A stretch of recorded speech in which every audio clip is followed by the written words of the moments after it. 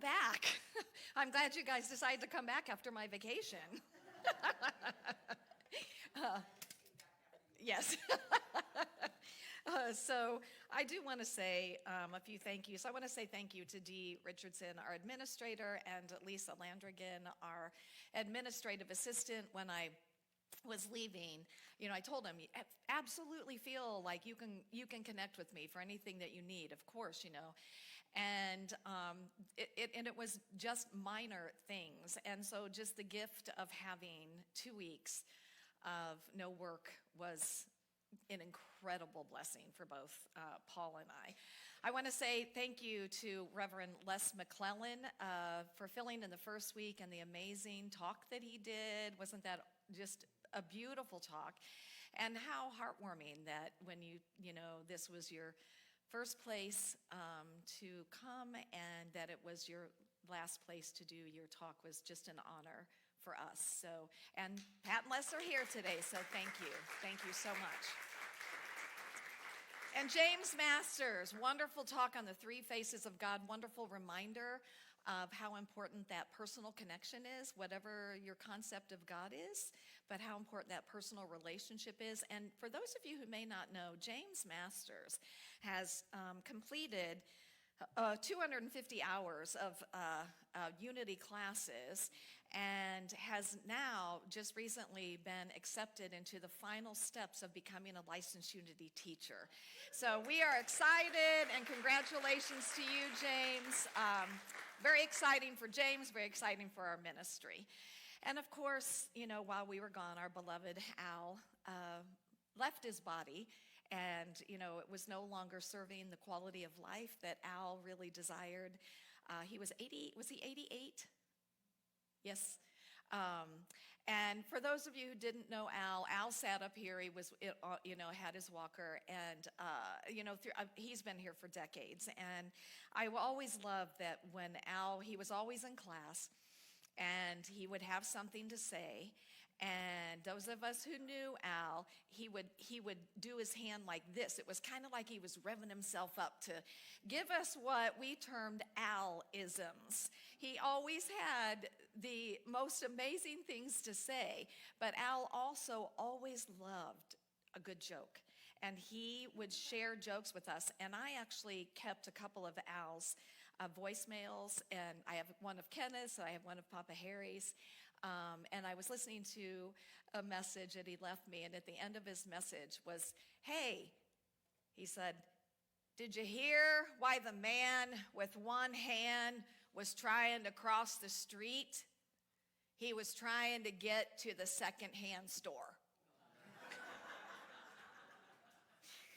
Those were Al's jokes. So we love you and we bless you, Al. We know that you are flying free, and we will let you know when we're going to do a celebration of service for him. So thank you to all of you. Having 2 weeks was such an incredible blessing for both of us. It was a total unplug, and I feel refreshed and renewed and ready to come back. So how enlightened are you?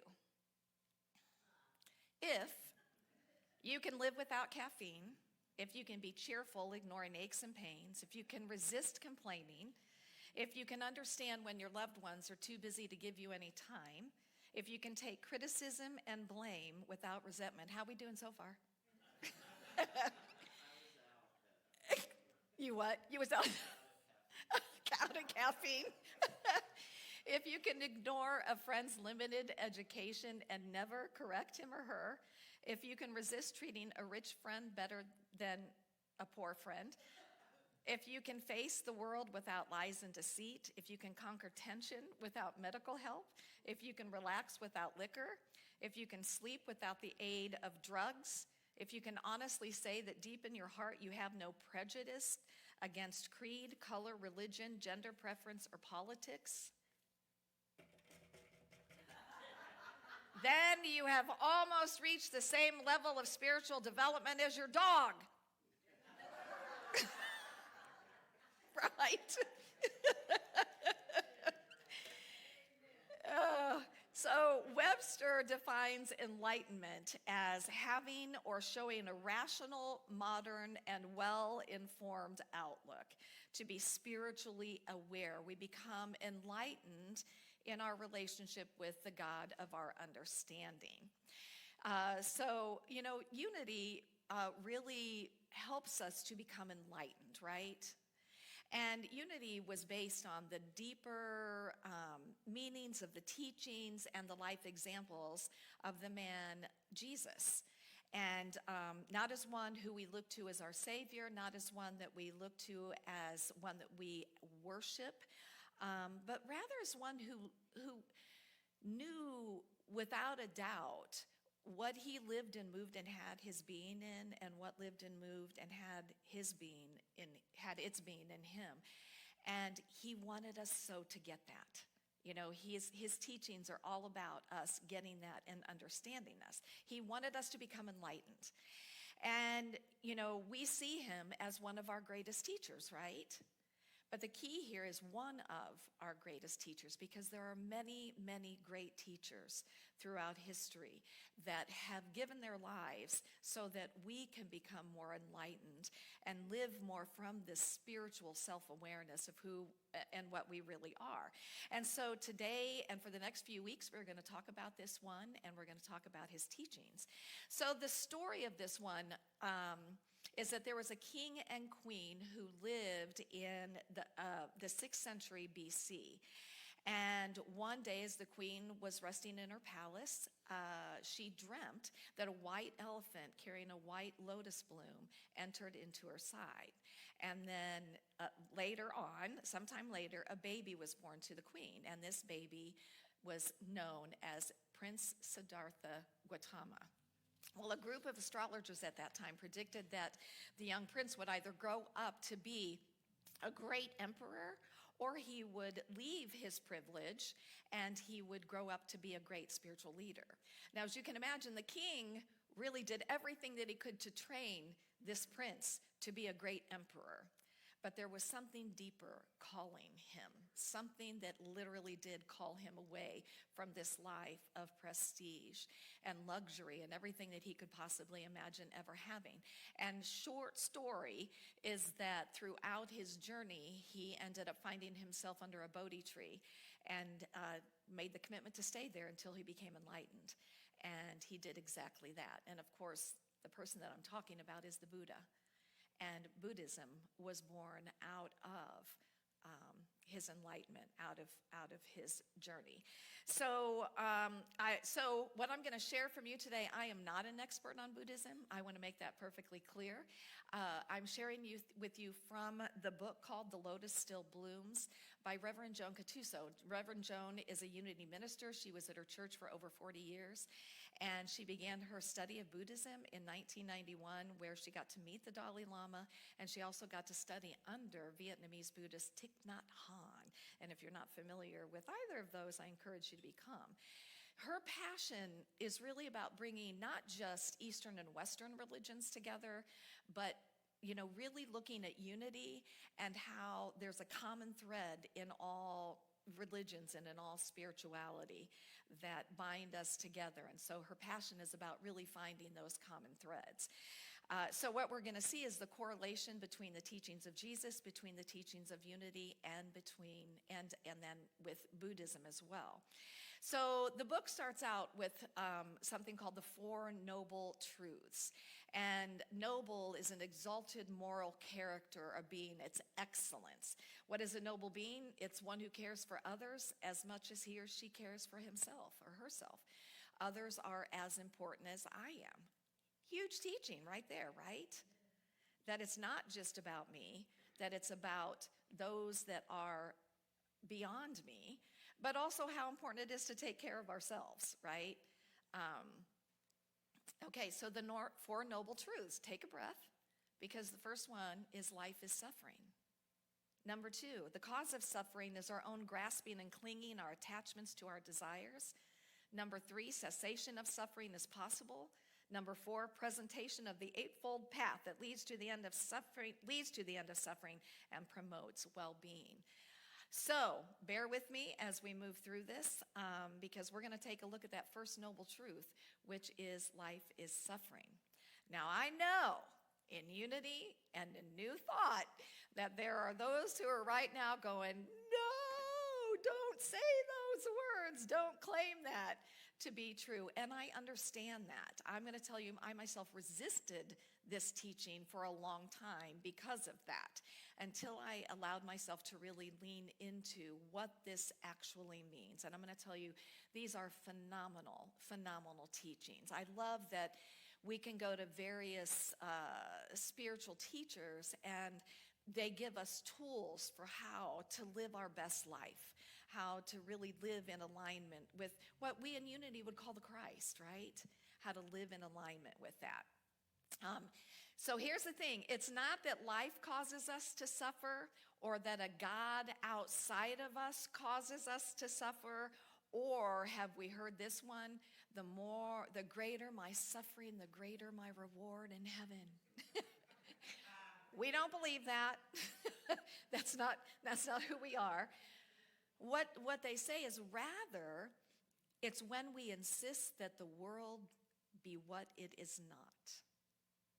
When we insist that our life or the things in our life be what they are not, that we cause our own suffering.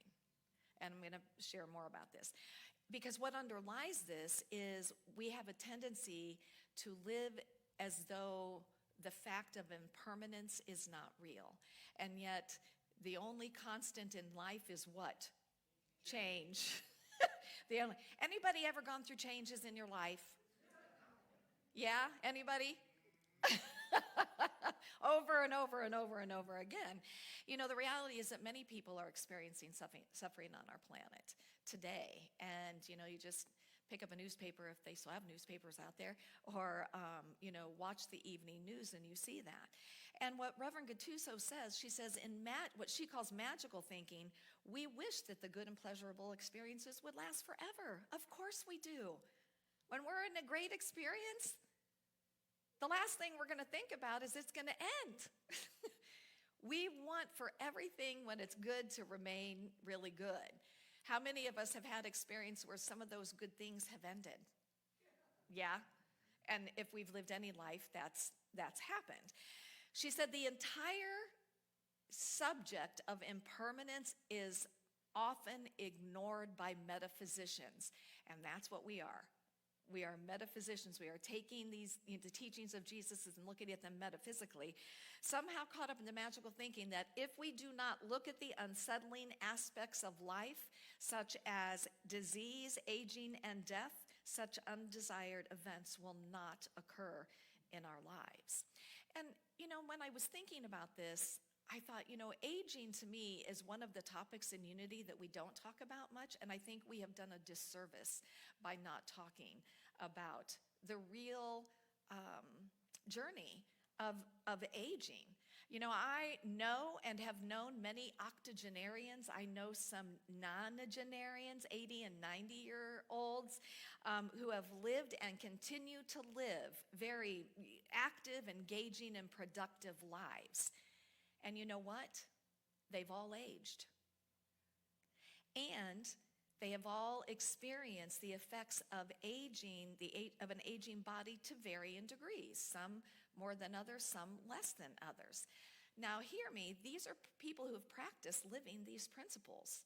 So it's not that they had wrong thinking, that their bodies aged. Our bodies don't age because we have wrong thinking.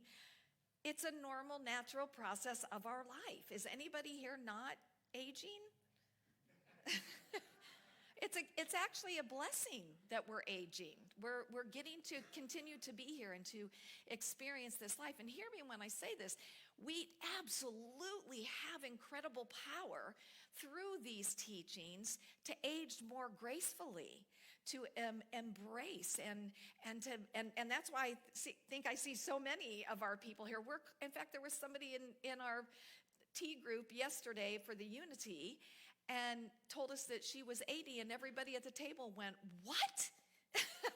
Because you can age, gracefully. But So this doesn't mean that we're going to focus on deteriorating bodies, not at all.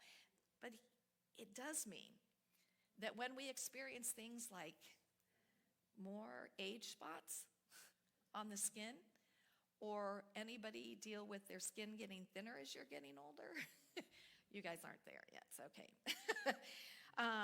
Or growing extra little black hairs on your face in weird places, or men, have you been growing the extra ear hair or eyebrow hair? Or not hearing quite as good as we used to, or not being able to walk as fast as as fast as we used to. That when we experience these things, we don't resist them and we don't make them bad or wrong. That we embrace them. That this is part of my journey. And I know and I'm going to speak really as a female, the aging process for a female in our culture is not kind. And women get dismissed as they get older because women don't look the same as they did when they were younger. Men, you guys age so gracefully. You do. But it is different. And so I know as someone who is in that aging process, that I have really been able to come to a place of acceptance that this is a beautiful thing. And that, yeah, I may have more wrinkles, I may have more saggy skin or whatever, but that's part of the journey of this life. And so I just think that, I guess what I'm saying is that I really hear what is being said here, that how important it is that, because the suffering comes when we resist it and we start doing all kinds of things to slow it down and to, have you seen like the shows on plastic surgery gone wrong? And like how many times it's all about, hey, I've got, yeah. So, okay, so that's that life is suffering. Number 2, the cause of suffering is our own grasping and clinging, our attachments to our desires. Has anybody here ever stayed in a relationship past its expiration date? Is that a yes? And you kind of suffered in it, didn't you? What are some of the other things that we hold on to that we don't want to let go of? Grief, yeah. How about a job that we know that it's really time for that job to end, but we stay? What? I'm sorry? Family, yes. That's a big one. Family where it's toxic and yet we keep going back in hoping for a different result. So it's that we want to hold on to things. We want things to be the way that we want them to be, and if they aren't that way, we suffer. Number 3, great news! Cessation of suffering is possible.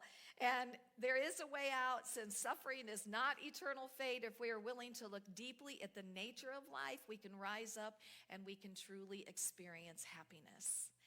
And then the last one is that the presentation of the eightfold path leads to the end of suffering and promotes well-being. And so what Joan says here is we can achieve happiness through fully engaging in the Noble Eightfold Path. And this is a really highly important Buddhist teaching. But she says here's where we find our cure to suffering. Now again, know these are tools, because there are many tools that help us find our way to end our suffering. But these are great tools. You can call it spiritual medicine or soul medicine. So the Eightfold Path, we're not going to get through all this today, so don't worry, I'm not keeping you here all afternoon. It's a methodical process for moving toward an enlightened state of being using spiritual tools to get here. The Eightfold Path is right view, right thought, right speech, right action, right livelihood, right effort, right mindfulness, and right concentration. I mean, just even looking at them, you can see that there are going to be some really good tools, right? Absolutely. Okay, so right view is the one that we're going to finish up with here today. This is, and then we're going to talk about the others the next couple weeks. His Holiness the Dalai Lama said, guess I had that, said that if an individual has a calm state of mind, that person's attitudes and views will be calm and tranquil, even in the presence of agitation. Did you know that?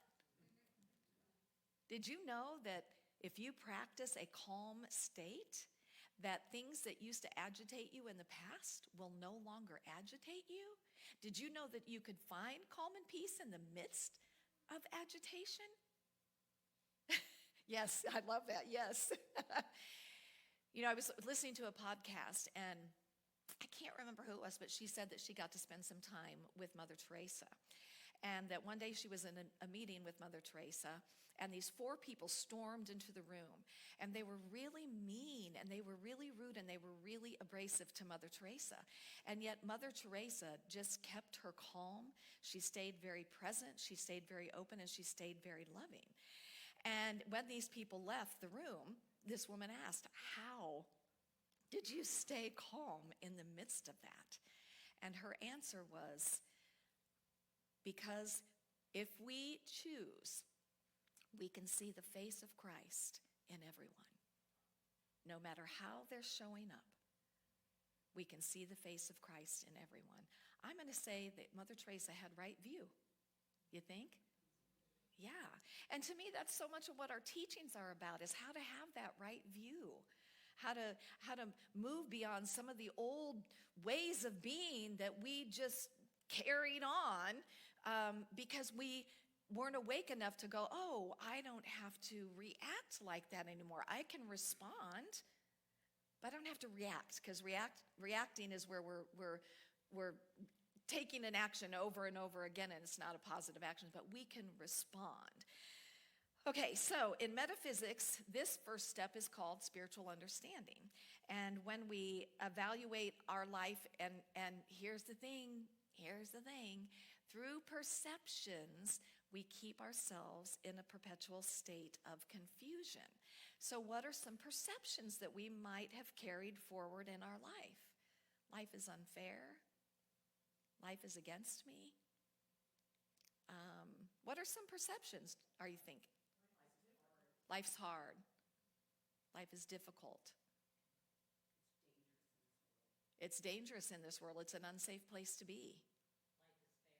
Life is fair. That's yes, that's what we teach, huh?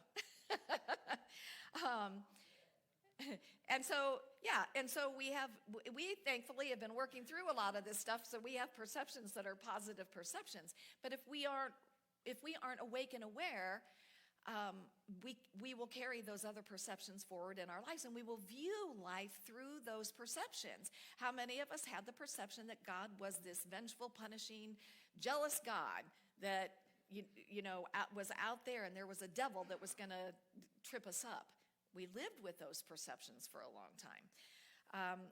So she says, when we incorporate right view spiritual understanding, we move beyond seeing things just through our perceptions, and we instead seek to see things that are spiritually true in any given situation. And you really touched on that today, John, in your class. Just how we can look at things differently. The Zen Buddhist monk Thich Nhat Hanh speaks frequently in his teachings and in his writings about watering seeds. And so what are the seeds that we're watering? Are we watering seeds of judgment, unrighteous judgment, of unforgiveness, of otherness, of past hurts or regrets or victimhood? Or are we watering seeds of, again, we go back to this, life is good, life is fair, not fear. Whoa. Life is fair. No one and nothing is against me. Life is full of opportunities and potentialities. How many of us have heard, well, it's your only chance. There's only one opportunity.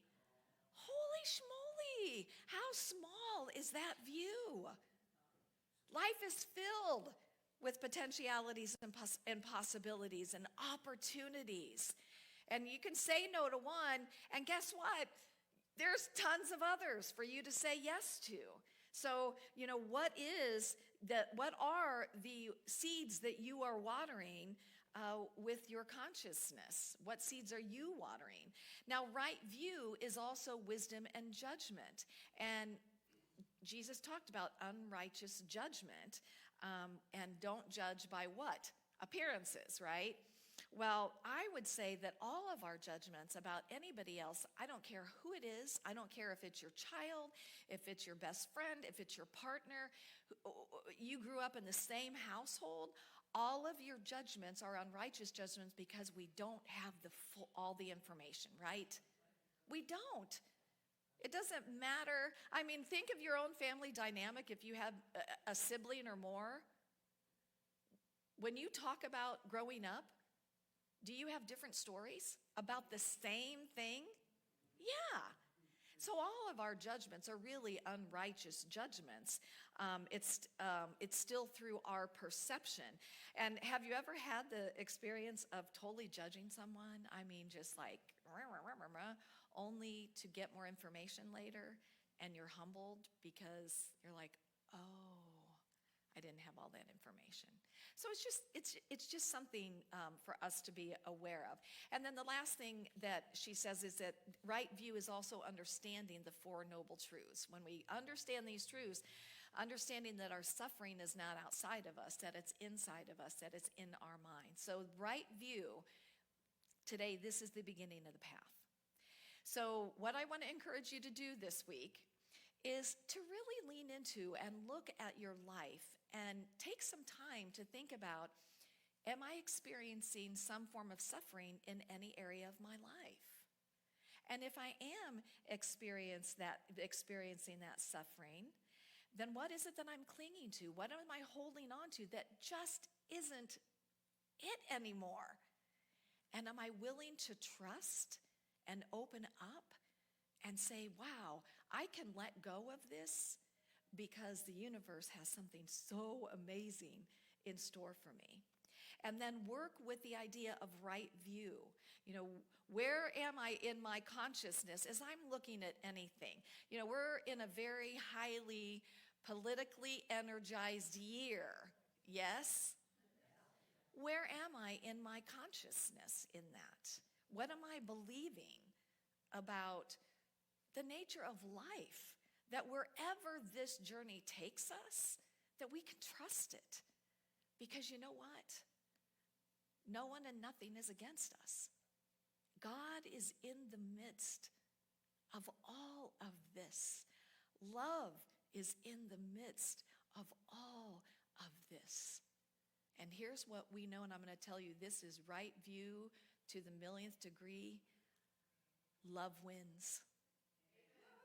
Love wins. Let me hear a bigger yahoo on that. Love wins. Yes.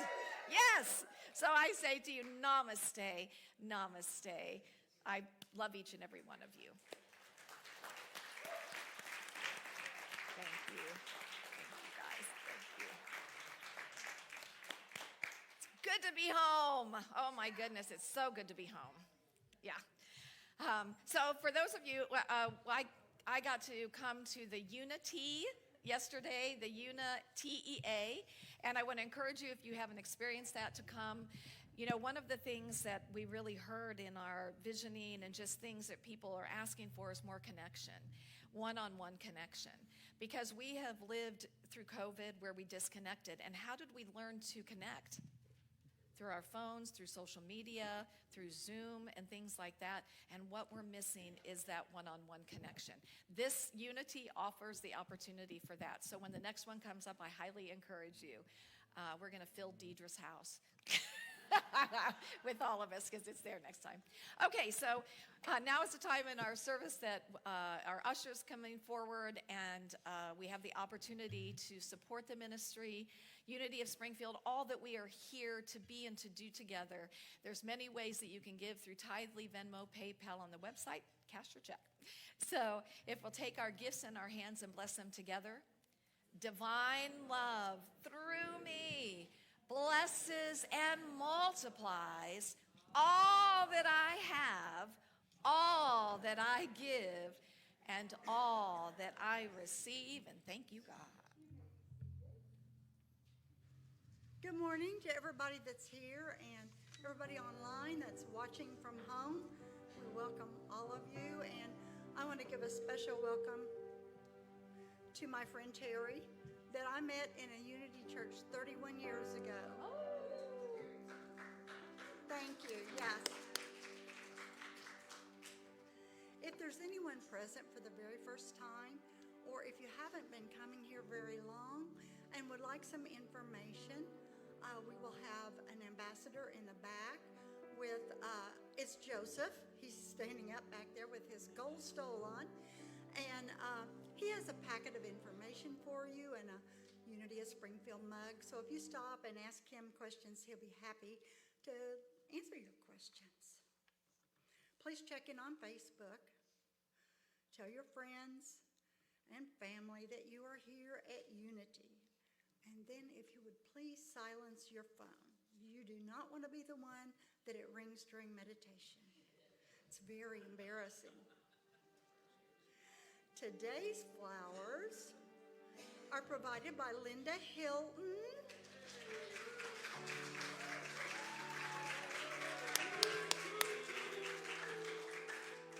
Today is Linda's birthday. Yes.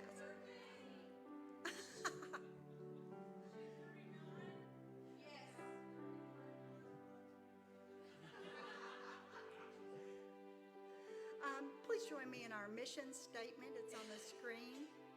Our mission is to encourage and inspire spiritual and personal growth by empowering each other to be authentically all that we came here to be.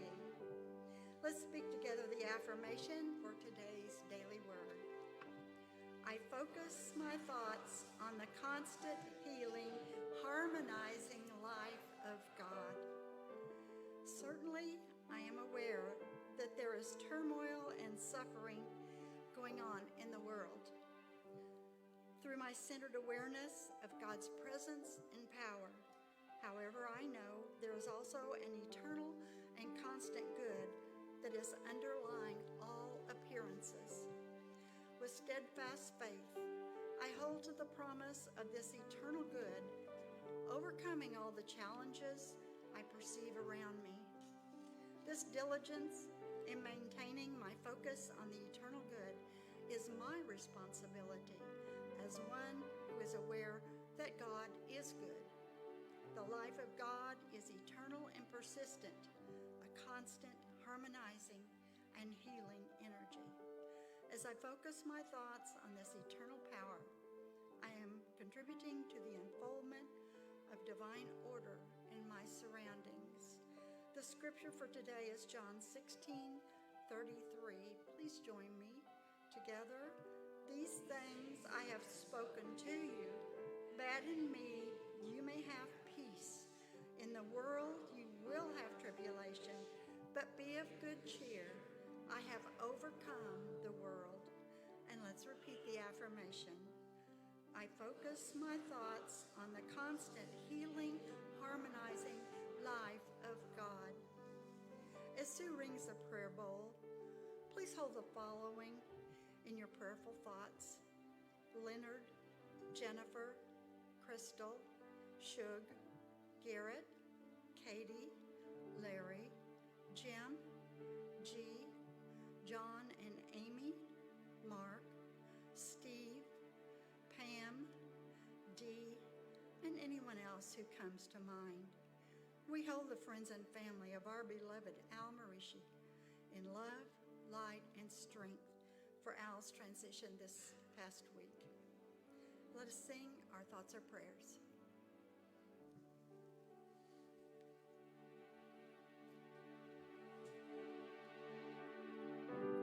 Our thoughts are prayers, and we are always praying. Our thoughts are prayers. Listen to what you're saying. Seek a higher consciousness, a state of peacefulness, and know that God is always there. And every thought becomes a prayer.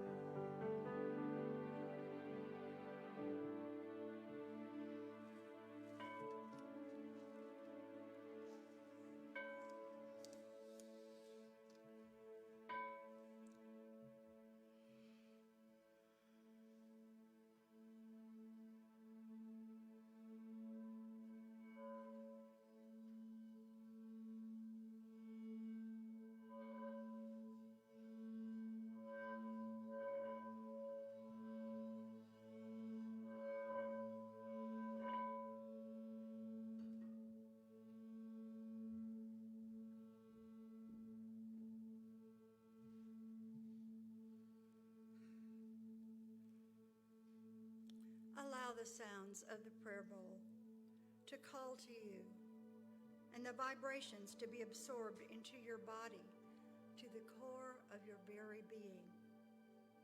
Become aware of the Christ presence within you. Take a deep breath in, hold, and exhale. Let us begin to relax in preparation to move into prayer and meditation. Focus your attention on the crown of your head, relaxing as you follow down to your forehead, eyes, and ears, your lips, tongue, and jaw. To release any tension or tightness in your neck and shoulders, physically roll your neck and shoulders. Follow your relaxation as it flows down your arms, past your elbows, through your wrists, hands, and fingers. See relaxation taking place throughout your body as it moves down the spine and lower back. Relax your thighs, your knees, calves, your ankles, feet, and toes. Take another deep breath in, hold, and exhale. We pray for the highest and best for all who have been placed on our prayer list.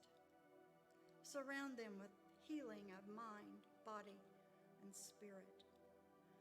Guidance to provide answers to decisions awaiting.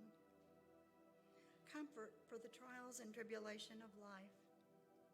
Strength to endure all experiences. Peace that passes all understanding. And love that nurtures, protects, makes no judgment, and provides a feeling of warmth.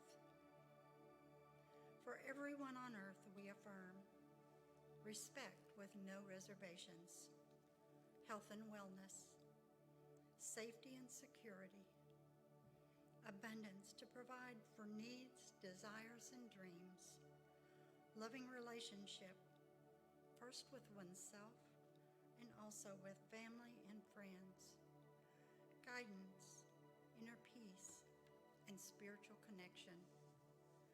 We send out blessings embracing our spiritual community, city, state, nation, all nations, that the human spirit is respected, inclusivity without judgment is expected, attention to care for the environment is a priority. We visualize peace among all in our country, in all countries and all governments, true peace on earth. We are so blessed, and we share with those near and far the warm, inclusive, loving energy felt in this, our spiritual community. Through centered awareness of God's presence and power, we know there is an eternal and constant good underlying all appearances. With steadfast faith, we hold the promise of eternal good, overcoming all the challenges we perceive. We now listen to our internal guidance as we rest in the silence.